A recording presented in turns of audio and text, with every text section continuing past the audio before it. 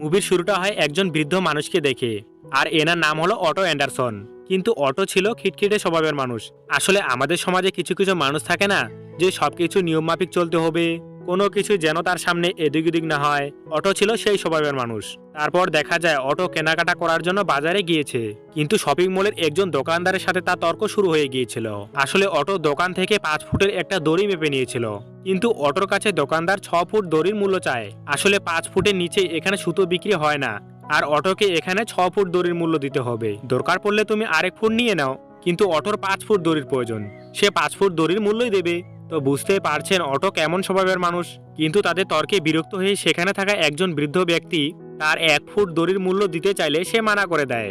আসলে অটো সব সময় নিয়ম মেনে চলে। অটো ছোটখাটো বিষয়গুলোতেও খুব স্ট্রিক্ট থাকে। তবে অটো স্বভাবে নিয়ম মাফিক মানুষ হলেও সে ছিল একজন রাগী মানুষ।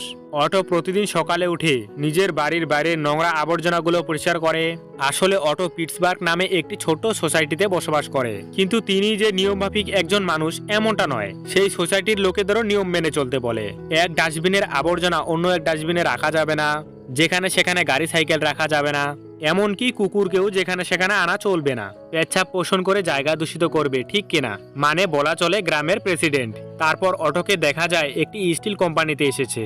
আসলে এই কোম্পানিতে অটো কাজ করে, আর সে ছিল একজন ইঞ্জিনিয়ার। তবে বয়স বাড়ার কারণে সে কোম্পানি থেকে রিটায়ার নিয়েছে।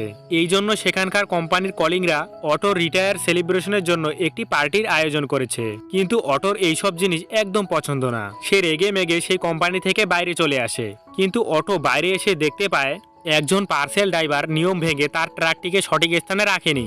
এমনিতেই তো অটো রেগে রয়েছে, তার মধ্যে আবার এই মানুষদের উল্টাপাল্টা কাজ। অটো পার্সেল ড্রাইভারটিকে বলে, এখানে তো লেখাই রয়েছে গাড়ি পার্কিং করা নিষেধ, কিন্তু তোমরা আমার কথা কেন বুঝতে পারছো না? আমি কিছুই বুঝতে পারছি না। কিন্তু সেই মহিলা ট্রাক ড্রাইভারটি তার কথায় কোনো গুরুত্ব দেয় না, কারণ অটোর ছিল এগুলো রোজগার নিয়ম। তখন অটো বাড়িতে এসে সমস্ত কন্ট্রোল নাম্বারে ফোন করে বলে তার অ্যাকাউন্ট নাম্বার, লাইনের বিল, এমনকি তার ফোন নাম্বারটিও বন্ধ করতে বলে। আর এগুলো তার আর কোনো কাজে আসবে না, কারণ সে আত্মহত্যা করতে চাইছে। বাজার থেকে অটো যেই দড়িটা কিনে এনেছিল সেটা দেওয়ালে লাগিয়ে আত্মহত্যা করতে চাইছিল। কিন্তু অটো যখন আত্মহত্যা করতেই যাবে, ঠিক তখনই বাইরে দেখতে পায় কে একজন নিয়ম ভেঙে সেখানে গাড়ি পার্কিং করছে।